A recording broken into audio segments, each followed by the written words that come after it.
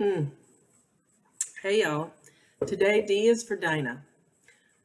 Who the heck is Dinah and why haven't I heard from her? Well, she's in Genesis chapter 34. She is the daughter of Jacob, and Jacob is Israel. And so that means her 12 brothers are the 12 tribes of Israel. So she's got some pretty high standing. Dinah travels to Shechem by herself to visit the women of Shechem. That's all we know. But while she's there, she gets kidnapped and raped by the prince of Shechem. Now, he falls in love with her, and there's indications that she warms to him. We're unsure. But that prince, Shechem, sends word to Jacob saying, hey, I love your daughter. I want to marry her. I want to make this right. And in fact, he says, I would love your daughters to marry our men and our daughters to marry your men, and we could do trade together. And Jacob lets his two sons, Levi and Simeon, handle this situation. Now he knows that these are two violent boys. They're always together. They're usually mentioned in the Bible together. They feed on each other. They are violent just to be violent. And Jacob lets them handle this. So what they do is they say, okay, we'll accept your proposal, but we need to deal only with children of God. And to be a child of God, you need to get circumcised. We're all circumcised. That's our covenant with God. So the men of Shechem agree that they'll get circumcised. And now you got to think about what Dinah is doing at this point. She's in the king's condo, she's having a mimosa. She's texting her besties. She's ordered the dress.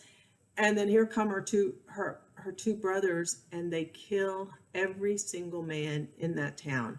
But they don't stop there. They take the women and children as slaves. They kill or either take all the animals. So they decimate this town. So what happens with them is that God is very upset, and he gets Jacob to tell him, you two boys, y'all must be separated. You will be diluted. You will be dispersed. You will be irrelevant. And that's exactly what happens. So go 400 years forward, 400 to 500 years when they're coming out of Egypt. Simeon, he's the smallest tribe. And although he does get given some land, it's in the middle of Judah. And his people eventually just get absorbed into Judah, never to be heard of again. So Simeon, his people, are gone. So the Levites repent. This happens through Moses, a very famous Levite that gets them out of Egypt. Every single Levite steps up to the plate to get the riffraff out of the wandering Jews and to help the believers get into the promised land. And what happens to them? They become the priestly tribe. They become the liaisons between God and his people. So this is a great, great thing. So what's the story here? Many times, most women in the Bible that are named represent the church. Now you're saying, well, Jesus wasn't even born yet. That's very true, but Jesus is all over that Old Testament. He even so states on his road to Emmaus later on in the New Testament.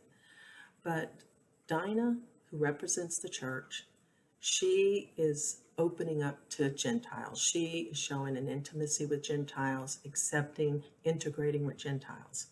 And then what happens? The two Jewish brothers, they hate it. There's hatred out there for the church, period. But the integration of the Gentiles into the church, that's a precursor to what's going to happen when it's the same story, when Peter opens up the church to Cornelius, the first Gentile, and the Jews hated it. And they even tried to kill Peter at one point because they do not like this at all. So Dinah represents the church. Another thing is the salvation issue. The two brothers, one repented, one did not. Now you say, well, Simeon got into the promised land. Well, God shows mercy. He waits and waits for you to repent. And then he's got a plan. They did not repent. They were irrelevant. Their story on life was irrelevant. And guess what? When they died, which way do you think they went? Up or down? Whereas the Levites, they repented, they got closer to God, they had that personal relationship. And that's what we need to do today. We need to have that personal relationship with Jesus. We need to accept him, believe in him, and step up to the plate for him. And so, again, D is for Dinah. She's in Genesis 34. Have a wonderful, wonderful day, and peace to you.